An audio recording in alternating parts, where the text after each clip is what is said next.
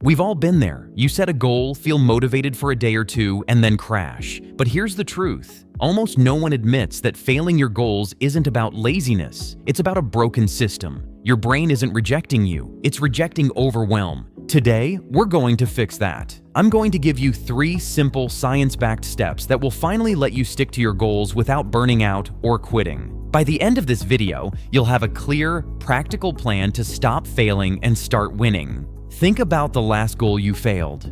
Was it really that you lacked willpower? Or was it that the goal felt so big, so intimidating, that your brain hit the emergency brakes? That's exactly what we're tackling first. Step 1. The micro start. Your brain hates anything that feels risky or overwhelming. Big goals like write a book or get fit trigger stress signals. The trick isn't to force yourself, it's to make starting irresistible. Pick one tiny step, just one. Write one paragraph, do one push-up, open the blank page. Not the whole project, just one micro action. This is the physics principle in action. An object in motion stays in motion. Once you start, the momentum carries you forward. Keep this tiny action in mind, right now. Think of one task you've been avoiding. That's your micro start. Step 1 gets you moving, but there's another trap waiting: perfectionism. That voice that whispers, if it's not perfect, don't even try. Step 2 is designed to destroy that trap. Step 2, the intentional mess. Your first attempt doesn't have to be perfect. It should be messy.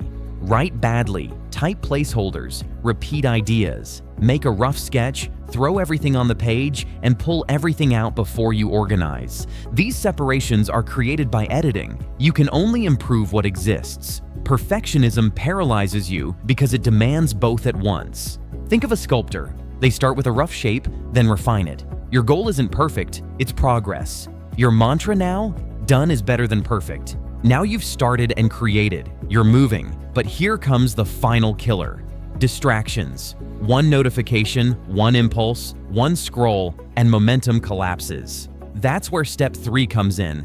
Step 3, the successful environment. Momentum is fragile. One notification, one random distraction, one impulse, and everything you've built can vanish. That's why your environment needs to work for you, not against you.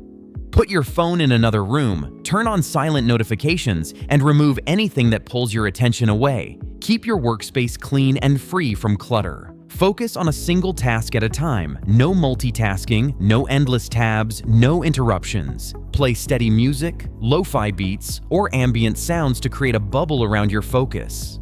When your environment supports you, making the right choice becomes effortless. Distractions no longer have power over your momentum. So here's your new system. Step 1, micro start. Step 2, intentional mess. Step 3, a successful environment. You don't need more willpower, motivation, or a new personality. You just need a strategy that works with your brain, not against it. Take one tiny action today, just one, and watch momentum build. Your goals aren't failing. You just haven't hacked the system yet. Today, you finally make them stick.